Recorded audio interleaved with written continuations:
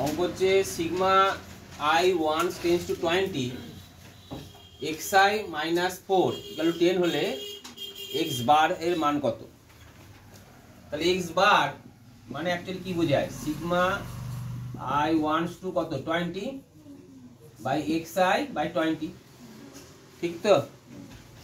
কারণ x বার যদি n সংখ্যক পদ হতো তাহলে i once to n xi লিখে তলায় কত লিখতাম? n। তাহলে এখানে কত বলেছে? 20। তাহলে এটার মান, তাহলে আমরা অ্যাকচুয়ালি মানটা বের করতে হবে, কার এর মানটা বের করতে হবে।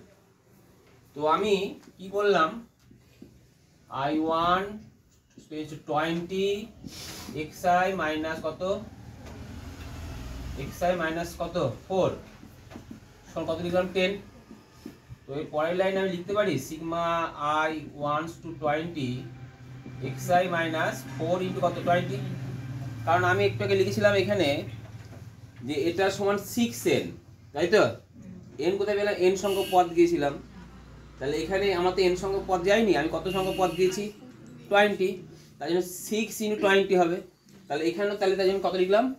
4 ইন্টু 20 সমান কত 10।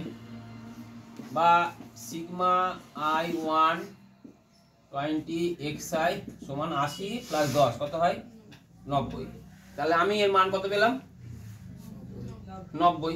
তাহলে 90 বাই কত 20 কেটে দিলাম, 4 পূর্ণ 1। বুঝতে পারলে?